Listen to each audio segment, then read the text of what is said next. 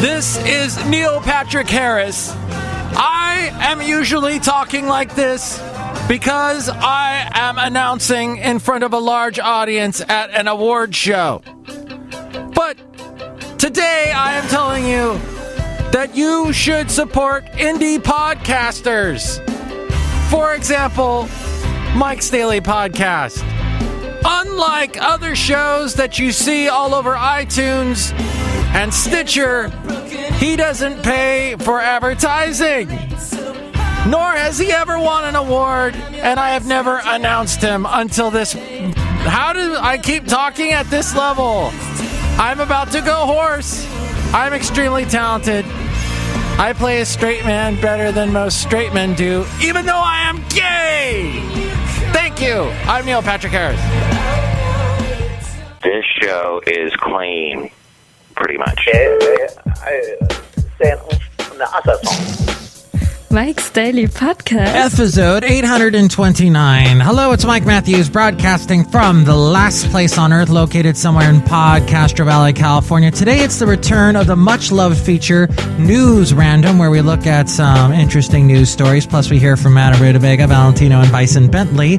And methane-based creatures. On one of Saturn's moons, there's a methane-based creature living in my house named Basil. Mike's Daily Podcast. Basil the Boxer. Yes, boxers are gassy, but in so many other ways they dazzle. Mike's Daily Podcast. Have you ever had a large cup of delicious horchata? It's a Mexican rice drink full of cinnamon drama. Drama-Rama was a band that sang, I would do anything, anything. You get lots of helpful information when you watch TV with closed captioning. Another great drink here in California is boba with tapioca pearls. Mike's Daily Podcast. Do you guys find it distracting when you see yoga tights on girls? Women. Daily. It was just a rhyme. I'm not creepy. Podcast. This show couldn't get any worse. Yeah. But if Howard Jones was here, things could only get better. And do you feel scared? I do. Then I won't stop and falter. Look who just walked in. Hello, my masters. This is Madame Rootabega. And on the last show, the brewmaster said he was dating Bjork. Oh. Yeah, are you a little bit jealous? Because didn't you two used to date? I never dated Bjork. No, I mean you and the brewmaster. Yes, Michael Masters, there was a time when we were a little bit romantic. Oh.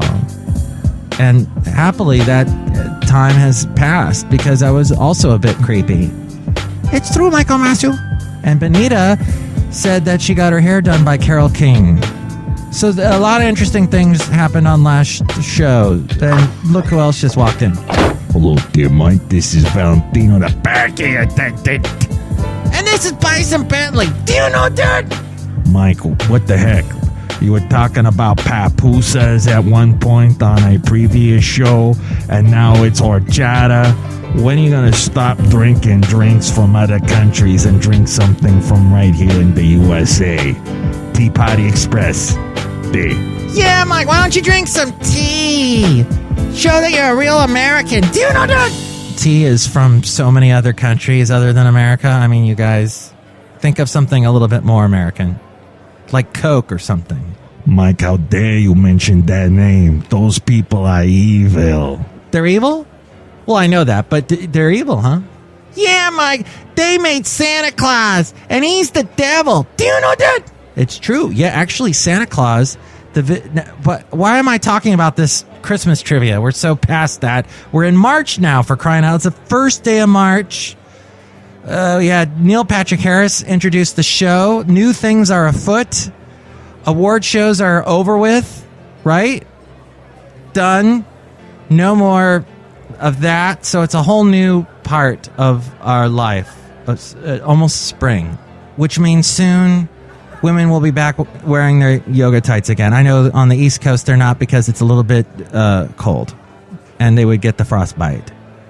But leggings and yoga pants are still de rigueur around here in California because it is still pretty warm. Although today we did get a bit of thunder and lightning as I was walking Basil the Boxer we were over by the bay, and I did see some lightning up in the sky. It was rather fascinating. Michael Masu, I love the thunder and the lightning. The way you make me feel is frightening. I'm going to knock on wood. Very good, Michael Masu. Anyone remember that song? It's a good one. Okay, so we had a little bit of lightning in the sky, got some good pictures, good sunset pictures. In fact, other Bay Area friends also had posted amazing sunset pictures all around the Bay Area today. So it's just an amazing place to be. Perhaps you will see some of those sunset pictures that your friends from the Bay Area will post. Isn't that the amazing thing about social media? Mike, I want to buy some yoga tights and put them on. They look really comfortable there. Yeah, comfortable. We strive for comfort. Do you know that? I don't think any men should be in tights unless they're Peter Pan. So you guys don't wear them. And don't encourage them to put on tights. Guys, no tights for you. Too bad. I already put some on there. No, they just don't work on men. They don't. Oh, and we have damage to my eyes. Do you know that? Mike, I do know that. Do you know that? Yeah, it's something I didn't want to know. But this is fascinating. This is something you need to know, and that is scientists believe oxygen-free methane-based aliens might exist on the icy Saturn moon Titan. Yeah, this according to viralglobalnews.com. A group of scientists at Cornell University believe that Titan, one of Saturn's moons, may have life. However, it would not be in the form that human beings know. Methane-based life forms might live on Titan, the scientists have said, after they created a model of an oxygen-free life form which would be able to thrive in the icy, unforgiving conditions that Saturn's moon offers. They studied the various forms of cell membranes that exist on Earth, which are made up of lipid bilayer structures. The Cornell scientists said that such membranes would not be able to exist in environments where liquid water could not be present. Titan has plenty of lakes filled with methane, so that means it might not be habitable in the way that scientists had formerly described. The scientists from Cornell University say that it was Isaac Asimov, the celebrated sci-fi writer, who first gave the rudimentary inspiration for the idea in the paper, which was called the Not As We Know It essay. It was written about non-water-based life forms because Saturn's moon is the only known celestial form in the solar universe to have naturally occurring fluids on its surface except for the Earth. The group of scientists believe it to be a possible perfect foundation for life forms to develop. The group has also discovered a compound they named acrylonitrile azotoxum. Blah. Blah. Sorry, my mouth got off track and was mumbling some other alien language, which will be translated years from now, since this podcast will be put on some sort of capsule that we shot into space. Right now. There it goes. We'll hear from aliens in 2,000 years. Anyway, that strange acrylonitrile azotoxum, which appeared to show good stability, it had a strong barricade to decomposition and a suppleness that was similar to phospholipid membranes that exist on Earth. Acrylonitrile is a poisonous, colorless, liquid organic compound that is used in the production of acrylic fibers and thermoplastics, and it is present in Titan's atmosphere. I know. What are the chances? Well, that's fascinating. What do you think about that? Alien life living on Titan. They've been saying that before. Now I'm really scared, and I will not be able to fall asleep tonight. Email me, MIKEs-DAILY-PODCAST-829-News. What do you think about horchata? What do you think about yoga tights and leggings? And what do you think about Howard Jones? And what do you think about Chumbawamba? You know what? Yeah, they sing that song, I fall down, I get up again, and pissing the night away and all that. And we've been doing this whole 90s retro thing in our society lately, with Will Smith singing all of his songs on different talk shows, all of his big songs. And you've got Christina Aguilera doing Britney Spears. You've got country artist Dierks Bentley doing retro 90s country. So Chumbawamba was huge in the 90s with that one song, Tub Thumping. But they had so many. I have an album from them that I bought I think it was at a garage sale for like a penny. It's called and it's fantastic. It's when they kind of left the techno, electro music, whatever you want to call it, that they were doing in the 90s, and they went more folk, and it's fantastic. But, they're very anachronistic, if that's the way you say that word. Anachronism. They're not that. They want society to fall apart because they don't like the way society's structured now. So they have some interesting views that they put in their songs, and they offend a lot of people, but still, they sound nice. It's weird. It's kind of like candy that when you eat it, it kicks you in the head with a big boot that pops out of the candy, and it kicks you in the... How would that work? I can't explain that. I can't explain Titan. I can't explain anything. I can't tell you why that boba drink with tapioca pearls tastes delicious, but it does. And I can't tell you why. Email me, mikesdailypodcast@gmail.com if you can tell me why. We read your comments in the section emails from email. Also, email me there if you'd like to be a guest on the show, or if you'd like to sponsor the show, mikesdailypodcast@gmail.com.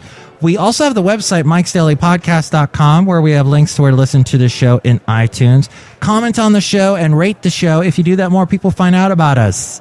And we no longer languish in obscurity, like what NPH was talking about trying to break out of earlier in the show.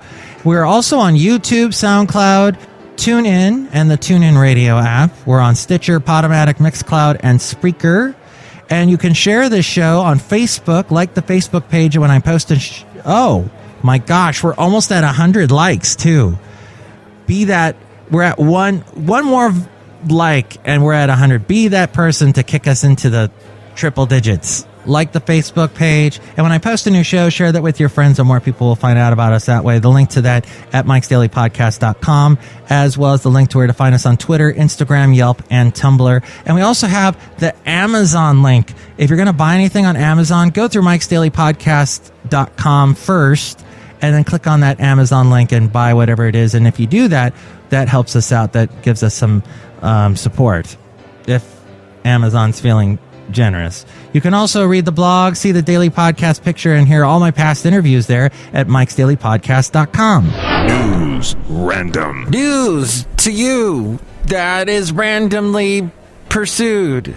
Random emissions of news stories for you. And we begin with a story that has to do a little bit with this band.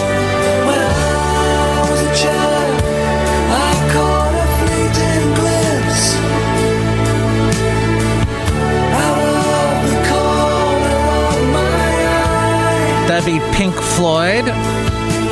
Tim Westergren. He is the founder of Pandora. He and other Pandora officials often argue that Pandora has pursued lower costs because it has yet to actually turn a profit, i.e. it doesn't pay out much per songs getting played on their internet radio station. And although it's true that the company has never made more than it spends, Westergren's defense does not stand up to close scrutiny. This, according to the East Bay Express. Records show that, like many web companies, Pandora's top officials and privileged shareholders have been collecting millions from stock transactions despite Pandora's supposed unprofitability. In short, Pandora has pitched artists on the idea that it represents an escalator to financial viability in the digital age, but in truth, it's just a staircase painted like an escalator with steps missing. With about 76 million active listeners, Pandora is the most prominent webcaster. Few artists have publicly objected to Pandora's official royalty board filing. It appears that the complexity of copyright law and royalty regulations may be one of Pandora's greatest public relations assets. It allows the company to maintain a well-constructed public image while engaging in business practices that go largely unnoticed. Pandora's initial public offering in 2011 raised $235 million News. In 2012, Westergren spoke on Capitol Hill in favor of the Internet Radio Fairness Act, or IRFA, which sought to significantly decrease performance royalties and declaw the Copyright Royalty Board. The backlash from musicians, for once, was ferocious. Prominent songwriters who wrote hits performed by pop stars like Beyoncé and Christina Aguilera protested the meager earnings they had received from Pandora despite millions of plays on the radio service. More than 130 musicians, including 3 members from Pink Floyd, signed a letter condemning IRFA, which the Music First Coalition, a strident opponent of the bill, publicized in November of 2012. The original IRFA stalled, but a revised version reappeared in early 2013. For the second effort, then Westergren sent an email to musicians in search of signatures on a petition he intended to present to Congress. Amid further backlash, Pink Floyd members continued their opposition that June, noting in a USA Today op-ed the gall of a letter requesting artist support for legislation that would undermine artist income. Quote, "A business that exists to deliver music can't really complain that its biggest cost is music," the band wrote. After widespread condemnation, the Internet Radio Fairness Act foundered. Though Pandora's congressional efforts harmed its public image, its number of users doubled in the 2 years leading up to 2013, and in 2012, Pandora executives, including Westergren and other company officers, cashed in, pocketing proceeds from the sale of $63 million worth of stock.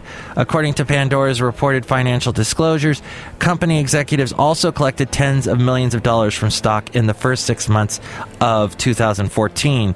Also in 2014, the investment firm Crosslink Capital, which owned 1/5 stake in the company at the time of the IPO in 2011, raked in $70 million from the sale of Pandora's stock. Westergren, Pandora's founder and public face, reaped $2 million from the sale of company shares in August alone. Pandora's legal battles with ASCAP and BMI in 2012. In the midst of that, the company bought a small, traditional, also known as terrestrial, radio station in Rapid City, South Dakota called KXMZ. In an op-ed published on thehill.com, Pandora's vice president of the business, Chris Harrison, highlighted the fact that webcasting competitor iHeartRadio enjoys lower songwriting royalties because its parent company, Clear Channel, is licensed by the FCC as a terrestrial broadcaster. And earlier in 2014, Harrison stated in a C-SPAN interview, terrestrial broadcast radio pays less in royalties than Pandora does, and owning a terrestrial radio station was a vehicle for us to take advantage of a better licensing regime. What do you think? Pandora, evil? When you're in the dark and you want to see, you need electricity. Flip that. Could the wise men of ancient Egypt and Mesopotamia have had knowledge of electricity? Electric illumination? Even electric-based technology? Within the framework of some archaeological evidence, the answer seems yes. This according to the Epoch Times. The most widely cited evidence that ancient Egyptians used electricity is a relief beneath the Temple of Harbor in Dendera, Egypt, that depicts figures standing around a large light bulb-like object. The socket is represented by what appears to be a lotus flower with a stem that runs like a cable along the bottom of the device. Inside the bulb is a snake-like line winding its way out of the lotus flower socket. According to supporters of the hypothesis, this snake represents the filament of the bulb. But where did the power come from to light the bulb in ancient Egypt? An artifact found far away from Egypt, outside the modern-day Baghdad, shows that some electricity production was possible in the Middle East thousands of years ago. This artifact is known as the Baghdad Battery. The Baghdad Battery is simple in comparison with today's batteries. It consists of a clay jar with a stopper made of asphalt. Through the stopper is an iron rod surrounded by a copper cylinder. It is believed that the jar would have been filled with a common acidic acidic substance, such as vinegar, that would allow it to produce about 1.1 volts of electricity. Replicas of the battery have shown that it works. The 1.1 voltage may not seem like much, but if you string several of these batteries together, the voltage increases. The battery was dated between 250 BC to 250 AD. The current belief is that these batteries were used in electroplating, which is the bonding of a layer of one type of metal onto the surface of another. Some claim that one of the most iconic structures in Egypt is in fact the most misunderstood device on the planet, specifically the Great Pyramid of Giza. The king's chamber of the Great Pyramid, in the heart of the Great Pyramid, was once the central power generating apparatus of the superstructure, it is believed. It is constructed primarily of pink granite, a material rich in microquartz crystals. In fact, the Great Pyramid is mostly granite, and granite is made up of tiny quartz crystals that, when exposed to pressure and or energy vibrations, generate electricity. This is known in the scientific community as the piezoelectric effect. This effect is used in many modern technologies such as loudspeakers and signal transducers, and it has some applications in the automotive industry. The granite sarcophagus in the king's chamber, also intricately carved in solid pink granite, could have been instrumental in transmitting the low-frequency vibrations emitted by the earth into electrical energy. The supporting beams in the ceiling of the king's chamber also seem to have been precisely tuned or cut to size to perfectly resonate with this electricity.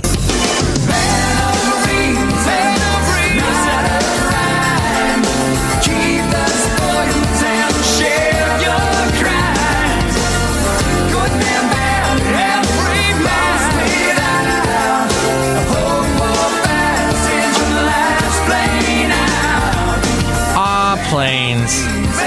The secrets of Flight Club. This according to menshealth.com. Menshealth.com asked 860 airline pilots how they avoid feeling run down on the runway. 80% say they drink more on the job than they do off. Water, that is. The dry air in the cabin dehydrates you and contributes to fatigue, brain fog, and other symptoms of jet lag. Of course, booze does the same thing. What you should do if you're a pilot in this situation is aim to drink 8 ounces of H2O every hour you're in the air, says Smith L. Johnson, the head of NASA's Johnson Space Center's fatigue management team. 69% of pilots say they spend as much time as possible outdoors. Your circadian clock, which is located in your brain's hypothalamus, relies on daylight to decide whether to give you energy or flood you with sleep hormones. The University of Michigan's N-Train app, which is free for iOS, uses your itinerary to recommend when you need bright light and when to switch to total darkness. 68% of pilots say they break a sweat at their destination. In a Japanese study, scientists discovered that men who exercised early in the day were able to more quickly align their sleep schedule with darkness. And they say plan a tough workout for no later than 3 hours before bedtime, Dr. Johnston says. Otherwise, your elevated core temperature can make it harder to sleep. A couple pilots wrote into menshealth.com to say that sex helped them adapt to new time zones, and that may be true since sex releases prolactin, a sedating hormone that can override your circadian clock and, help you conk out easier. That may or may not please your mate. And finally, 22% of pilots said they cut back on calories or stop eating entirely. Researchers at Beth Israel Medical Center found in a rodent study that circadian rhythms rely partially on food. So if you eat as usual, you'll be tired as usual. Go 16 hours without food to restart your circadian clock, the researchers suggest. Schedule it right and you'll arrive hungry and energized.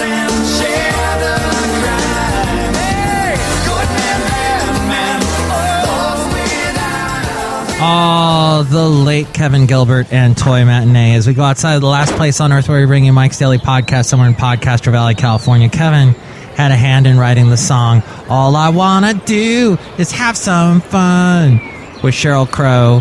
He was part of the Tuesday night club that Sheryl Crow named, I think, her first album after. And he was supposed to replace Phil Collins when Phil Collins left Genesis in the mid-90s. But sadly, he took his life years ago. But he put out some interesting solo albums, too. Kevin Gilbert, look him up.